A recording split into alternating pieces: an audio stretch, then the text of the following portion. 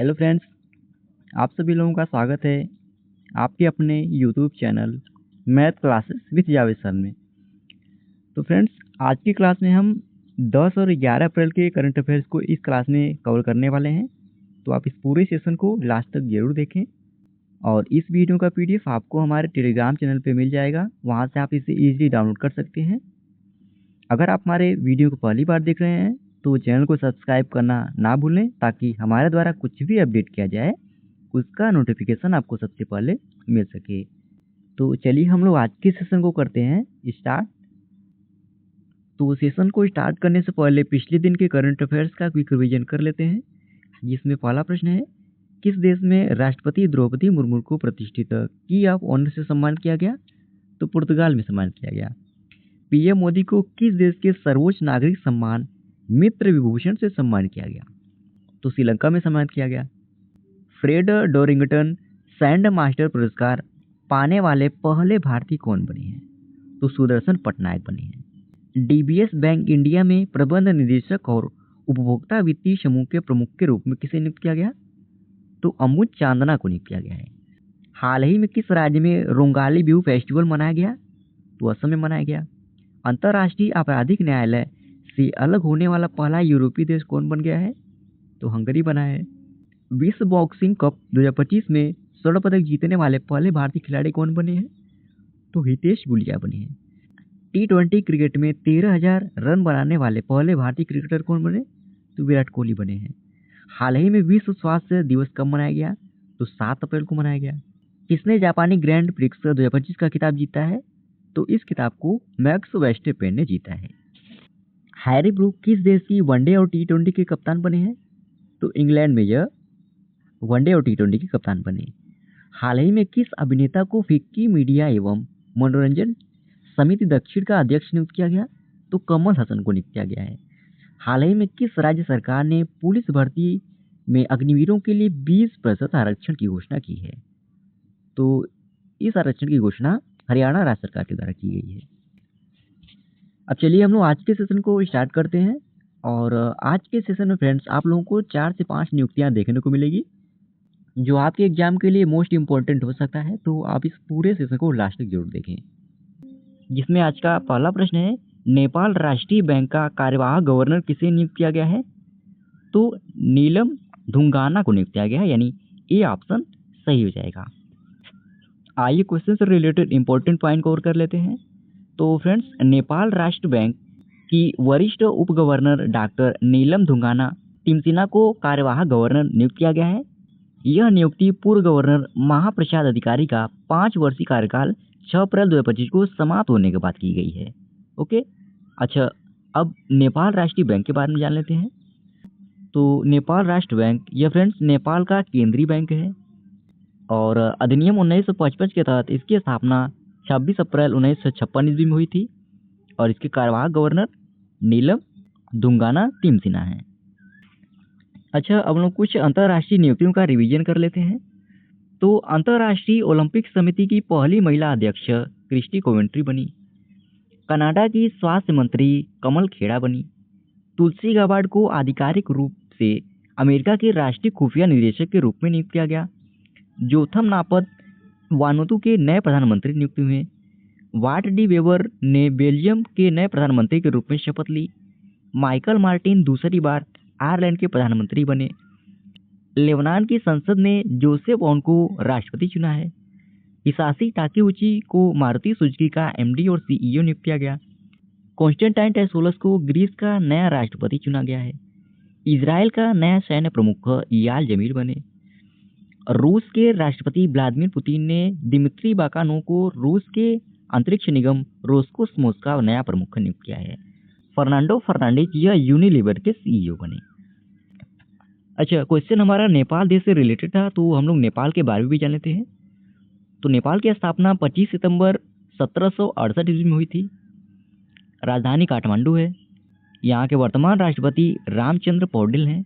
वर्तमान प्रधानमंत्री केपी शर्मा ओली हैं। नेपाल की मुद्रा रुपया है।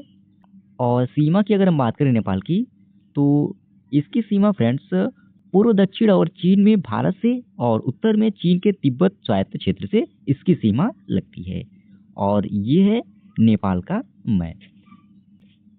अगला प्रश्न है, फिनटेक स्टार्टअप फंडिंग में 2025 की पहली तिमाही में भारत किस स्थान पर रहा? तो भारत तीसरे स्थान पर रहा, यानी सी ऑप्शन सही हो जाएगा। तो friends, Bharat fintech startup economics funding में 2025 की पहली तिमाही में अमेरिका और यूके के बाद तीसरे स्थान पे रहा, यानी पहले स्थान पे अमेरिका रहा, दूसरे स्थान पे यूके और तीसरे स्थान पे भारत रहा।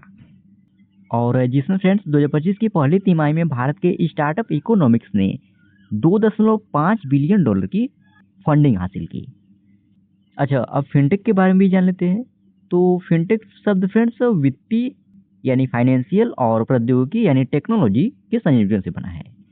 इसके उद्देश्य की अगर हम बात करें तो यह वित्तीय सेवाओं की डिलीवरी और उपयोग को आसान, तेज और सुरक्षित बनाने का प्रयास करता है।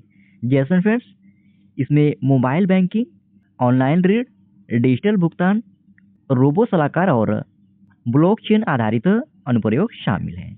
ओके, तो Bharat fintech startup economics funding में 2025 की पहली तिमाही में किस स्थान पर रहा? तो तीसरे स्थान पर रहा। पहले स्थान पे कौन रहा? अमेरिका रहा, वहीं दूसरे स्थान पे यूके रहा। ओके, अच्छा, अब हम लोग वर्ष 2025 में जो सूचकांक जारी किए गए हैं उसमें भारत किस स्थान पर रहा, इसको हम लोग डिस्कस कर लेते हैं। तो ग्लोबल फायर पावर इंडेक्स 2025 में भारत चौथे स्थान पर रहा। हेनले पासपोर्ट इंडेक्स 2025 में भारत 85वें स्थान पर रहा। जलवायु परिवर्तन प्रदर्शन सूचकांक 2025 में भारत 10वें स्थान पर। QS world future skill index 2025 में भारत 25वें स्थान पर। फोर्ब्स ने 2025 के लिए दुनिया के सबसे शक्तिशाली देशों की सूची जारी की, जो फ्रेंड्स पिछले वर्षों में टॉप 10 में भारत शामिल था। इस बार भारत 12वें स्थान पे खिसक गया है। नीति आयोग के राजकोषीय स्वास्थ्य सूचकांक 2025 के उद्घाटन संस्करण में उड़ीसा शीर्ष पर रहा। 2024 के भ्रष्टाचार धारणा सूचकांक में भारत 180 देशों में से 96वें स्थान पर रहा। जलवायु जोखिम सूचकांक 2025 में भारत 6ठे स्थान पर रहा। अगला प्रश्न है, इक्विटोस स्मॉल फाइनेंस बैंक ने नए कार्यकारी निदेशक के रूप में किसे नियुक्त किया है? तो बालाजी नुतलापड़ी को नियुक्त किया है, यानी डी ऑप्शन सही हो जाएगा। तो फ्रेंड्स, भारत के दूसरे सबसे बड़े लघु वित्तीय bank Iquitos small finance bank ने बालाजी नुतलापड़ी को कार्यकारी निदेशक नियुक्त किया है।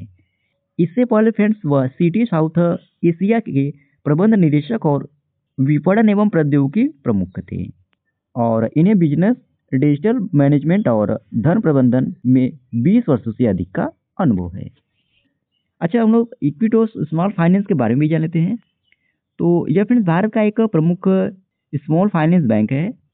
इसकी स्थापना वर्ष 2007 में हुई थी और इसके वर्तमान एमडी और सीईओ पीएन वासुदेवन हैं। कार्यकारी निदेशक बालाजी नुतलापड़ी हैं। मुख्य वित्तीय अधिकारी एस श्रीधरन हैं।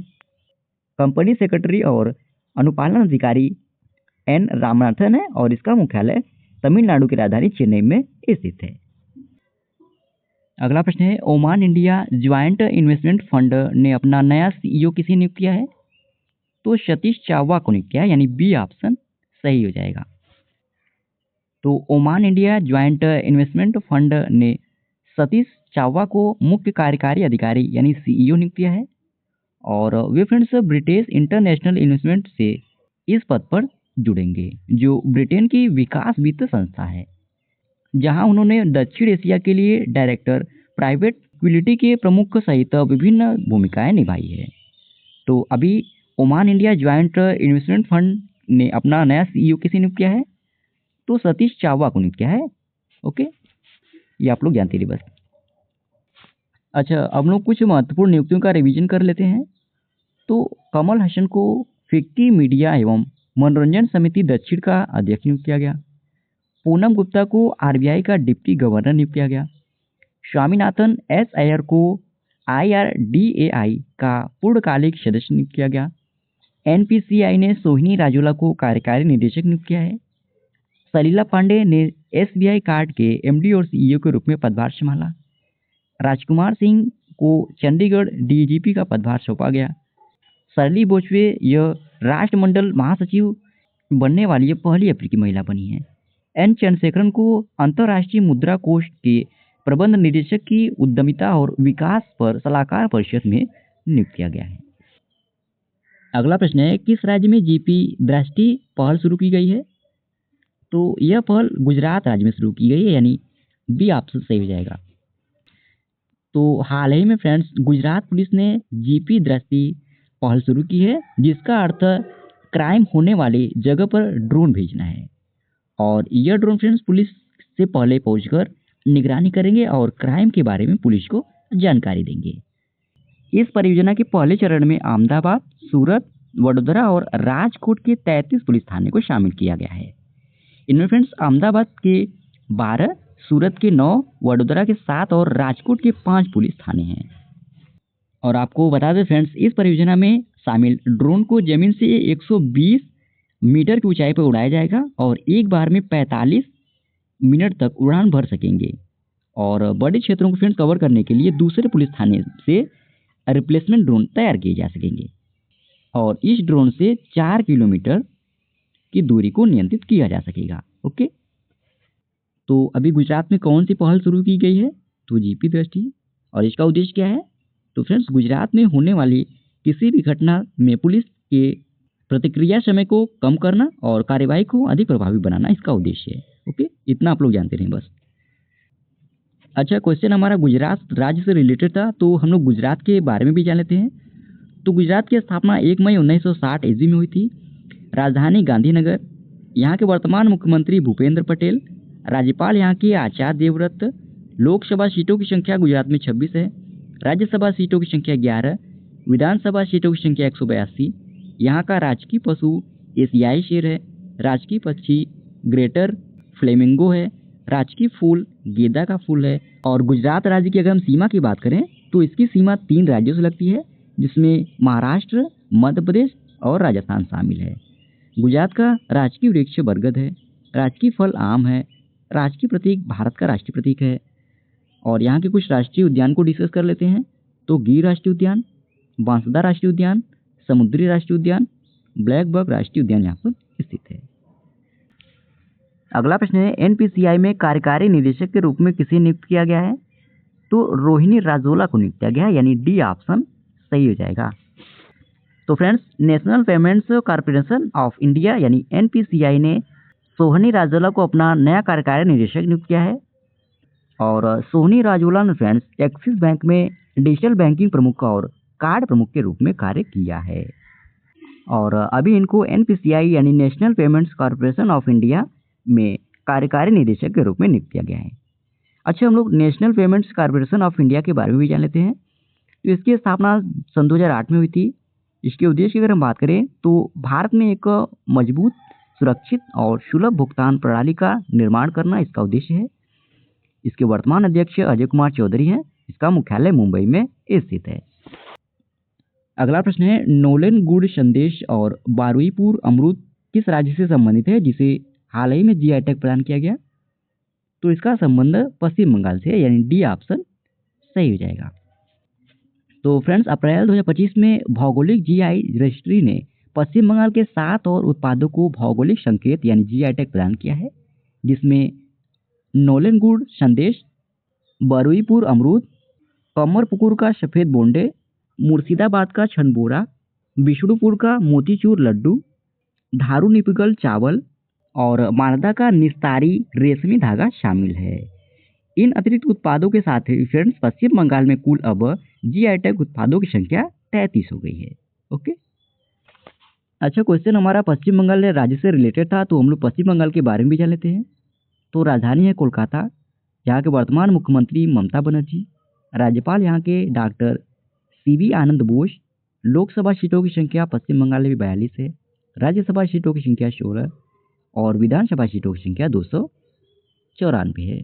और ये है पश्चिम बंगाल राज्य का मैप। अगला प्रश्न है, हाल ही में युवा एथलीटों के लिए किसने खेल छात्रवृत्ति पहल शुरू की है? तो इस पहल की शुरुआत भारत पेट्रोलियम कॉर्पोरेशन लिमिटेड ने की है, यानी डी ऑप्शन सही हो जाएगा।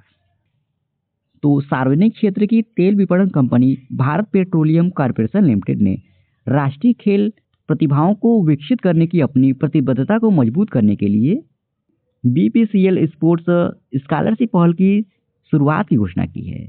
और यह पहल फ्रेंड्स 13 से 25 वर्ष की आयु के भारतीय एथलीटों के लिए है, जिसमें एथलेटिक्स, बैडमिंटन, क्रिकेट, हॉकी, शतरंज, टेनिस और अन्य खेल में भाग ले सकेंगे।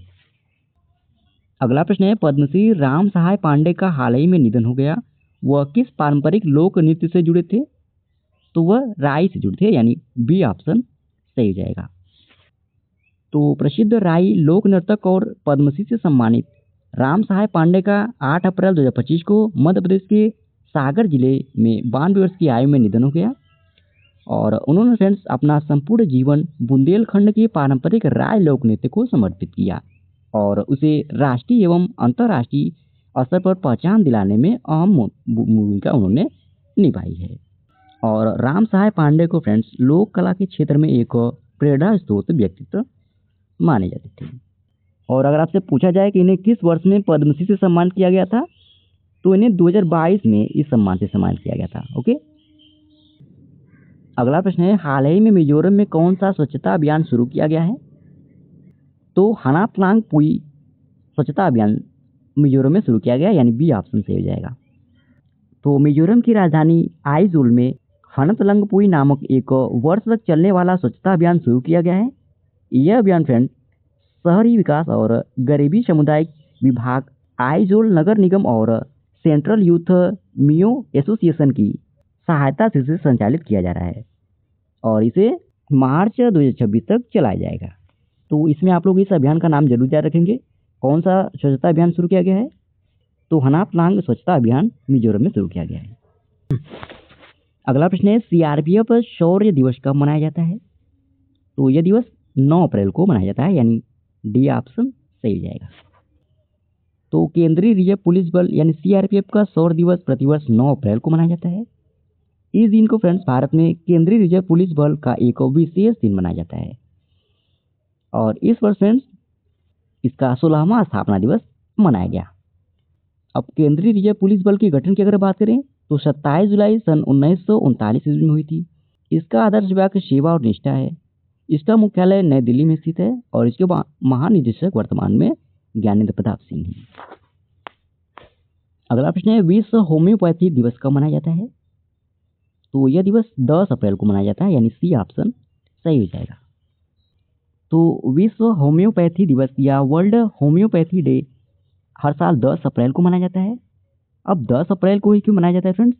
तो होम्योपैथी के संस्थापक doctor Christian Friedrich Samuel Hahnemann के जन्म दिवस के उपलक्ष्य में 10 अप्रैल को प्रतिवर्ष विश्व होम्योपैथी दिवस मनाया जाता है। इस दिन के अगर हम उद्देश्य की बात करें फ्रेंड्स, तो होम्योपैथी के समग्र स्वास्थ्य देखभाल और योगदान को शामिल करना और वृद्धावस्था और उपयोगों के प्रति जागरूकता बढ़ाना इस दिवस का उद्देश्य है। और आपको बता दें फ्रेंड्स, विश्व होम्योपैथिक जागरूकता सप्ताह हर साल 10 अप्रैल से 16 अप्रैल तक मनाया जाता है।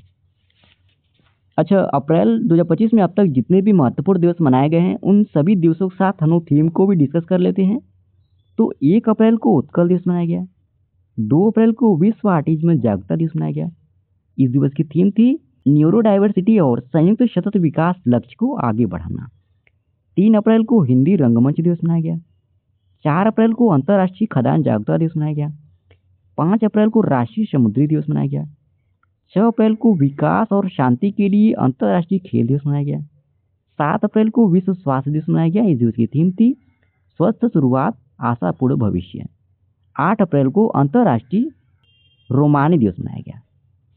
तो इसी प्रश्न के साथ ही ये आज का हमारा डेली करंट अफेयर्स का सेशन समाप्त होता है।